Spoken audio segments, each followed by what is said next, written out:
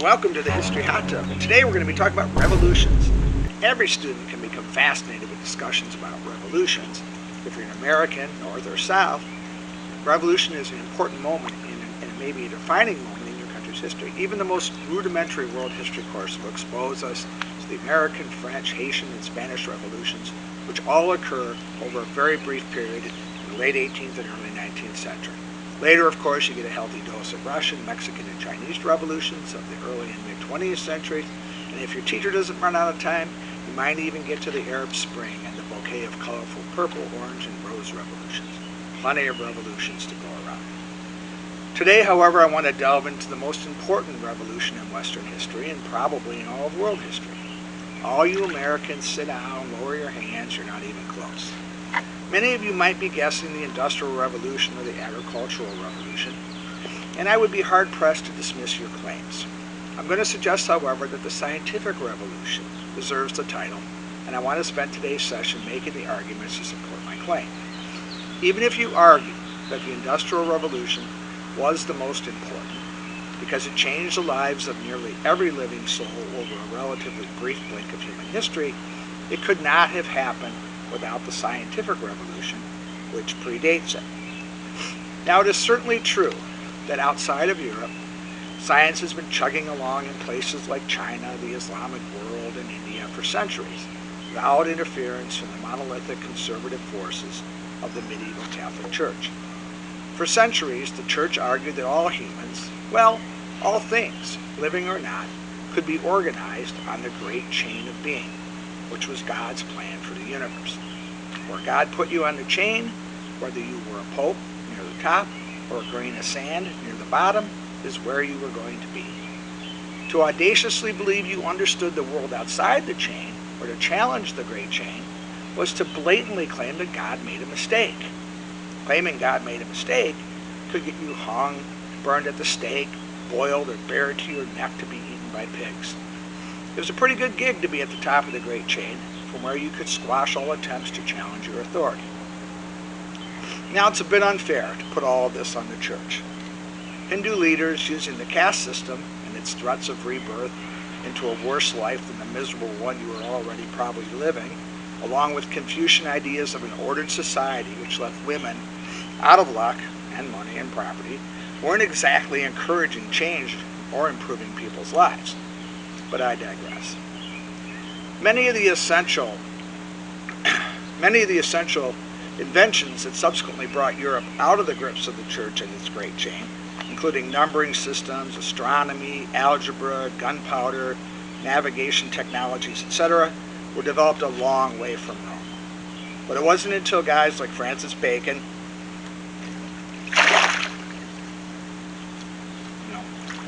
William Harvey, Robert Boyle, and Isaac Newton came along that a systematic approach to demystifying nature and debunking religious claims on the truth brought the West, and eventually the rest of the modern world, into the modern age. Too late for my compatriot Giordano Bruno, who had the audacity to claim that the Church was wrong about the relative positions of the sun and the earth, and he got burned at the stake. You were just born a few years too soon, Giordano. From here, we could easily argue that the contributions of many scientists from the 16th to the 18th centuries led to the great industrial developments that allowed massive population growth, improvements in medicine, modernization of labor-saving devices, increased life expectancy, transportation and communication tools unheard of for 99.5% of human history. And yes, even the proverbial man on the moon. Yay, science! John Steinbeck summed it up for us nicely. Present-day kings aren't very inspiring. The gods are on a vacation, and the only heroes left are the scientists and the poor. But if it was that simple, we could turn the whole thing over to high school science teachers and kill two birds with one stone, and I could dry off and go play golf. Alas, it's never that simple. Singing the praises of the Industrial Revolution, of course, must be tempered by the many negative things that resulted from it. Air pollution, water pollution, climate change, child labor, coerced labor, corporate greed, sweatshops, etc. are all part of a price we have paid as a species so we can talk on cell phones about putting a man on the moon. I have read marginally convincing essays that we'd all be better off if industrialization had never happened. but that toothpaste is not going back into that tube. By the transitive law, then, the scientific revolution is also culpable for the many negative things that have flowed from industrialization. But I want to take this a step further, because the scientific revolution is responsible for a lot more misery than the things that flowed from industrialization. Let's be clear. Breaking the Catholic Church's stranglehold on knowledge and inquiry was much needed. We have to be living in a better world because it's no longer likely that someone's going to be barbecued for presenting a testable hypothesis, right? It's not the process of science that is to blame for any human misery, as long as you're not going to suggest that we were all just better off not thinking for ourselves. It's how science has been used that has gone so badly wrong at times. We should not fool ourselves into thinking that this critique of science is something new.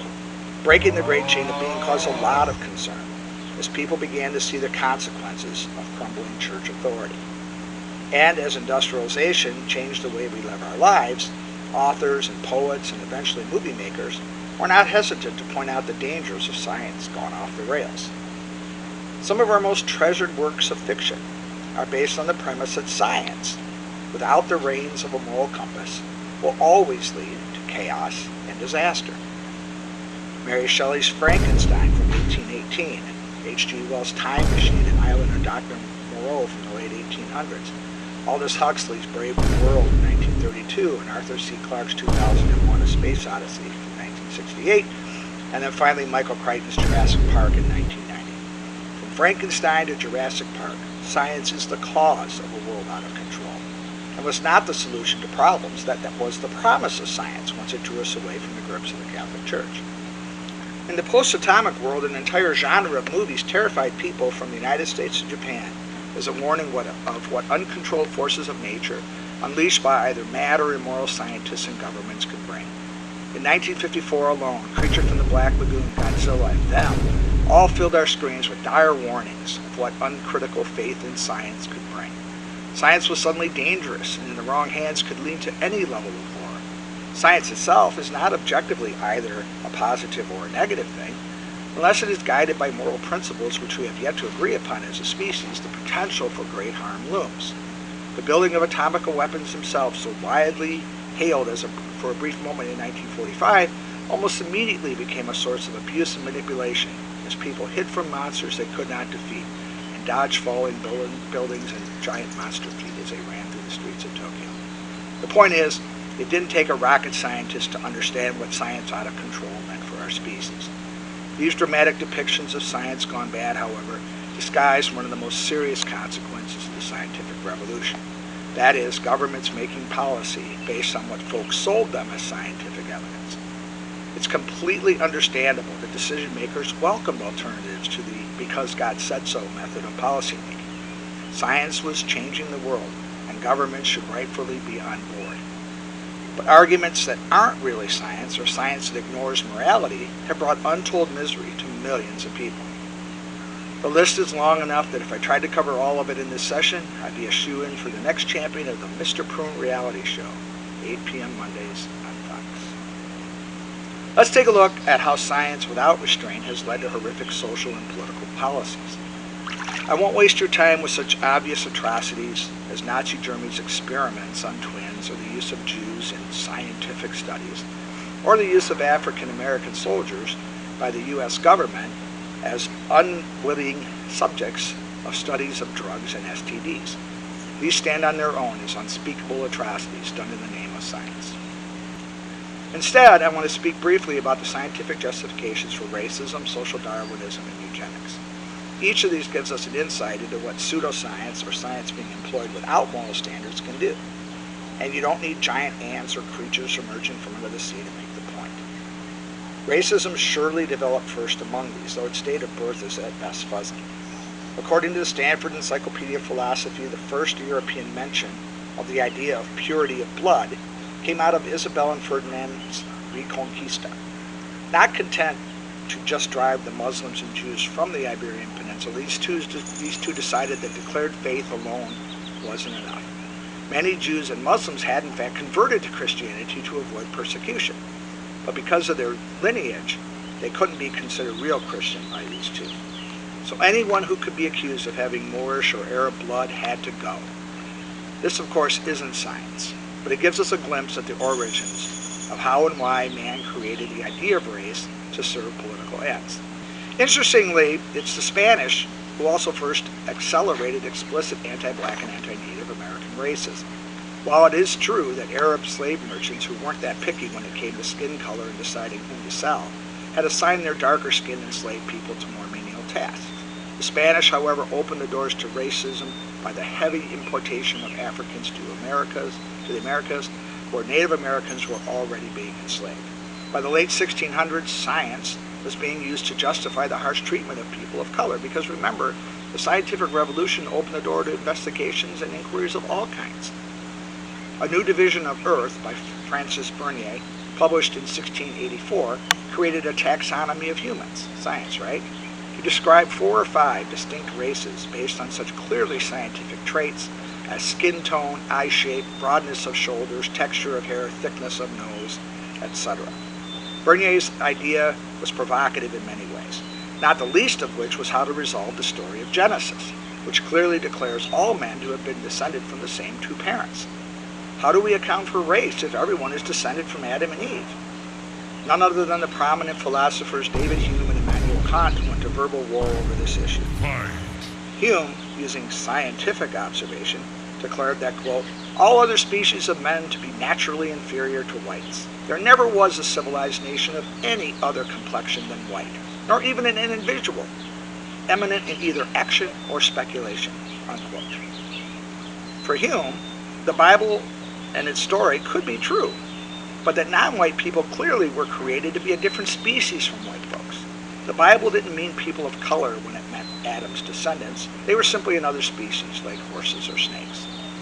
Kant countered with some science of his own. Since by definition procreation among different species is scientifically impossible, the fact that all humans could in fact procreate meant that there was only one species of man. It was environmental conditions, especially heat and humidity, that generated the physical differences we observe among men. I could go on with the back and forth of many, quote, men of science on this issue, but it should be clear by now that the biology of race is non-existent. Race exists because man created it, all in the name of science. Ironically, it was Charles Darwin that probably killed the idea of different species of man in his book, The Descent of Man, published in 1871. As a genuine scientist, he coherently articulated arguments in support of Kant's hypothesis, but the damage had already been done. The classification of men into different races, maybe even different species, justified the horrors of race-based slavery. It's perfectly fine to treat Africans as we did. After all, science tells us they might not even be our own species. The British went so far as to fund research to prove that the Irish were closer genetically to Africans than they were to the British themselves. If this could be done, it would justify the awful treatment of the Irish that had been a staple of British foreign policy since before Oliver Cromwell. Prove it they did, with drawings based on the measurement of noses, forehead, lips, eyes, etc. For some Britons, the Irish were actually a separate and clearly inferior race. There's a fascinating book by Noel Ignatieff called How the Irish Became White, which traces the movement to America by the Irish and their subsequent flipping of the script to claim racial superiority over African Americans. Darwin's debunking of the polygenists must have convinced some folks to give up the argument, but for others, Darwin's work only led to more destructive science and brutal consequences in public policy.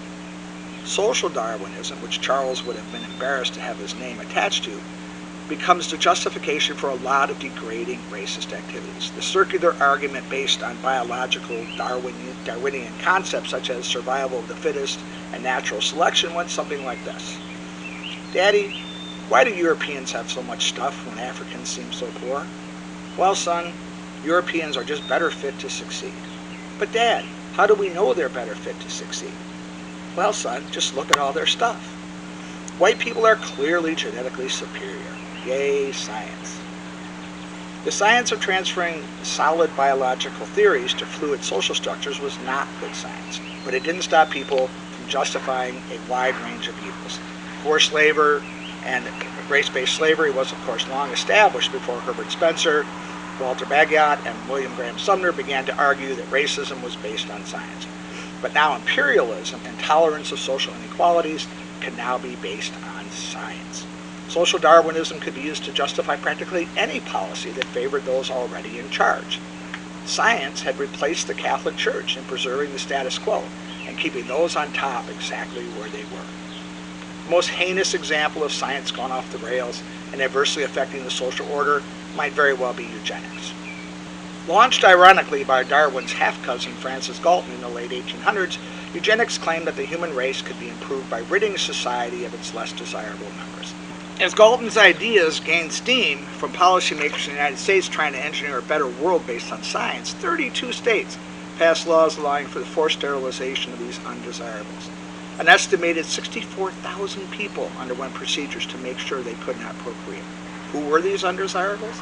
Homosexuals, the feeble-minded, men prone to excessive masturbation, the poor, unmarried women, usually women of color, and so on. Surely someone would step in and stop this nonsense, right? In 1927, the U.S. Supreme Court had its shot, but in an 8-1 vote, 8-1, they upheld the right of states to forcibly sterilize people in the name of science. Now, unless you think we've moved past all this, both in the United States and Europe, I offer this story published on June 9, 2022 in the New York Times.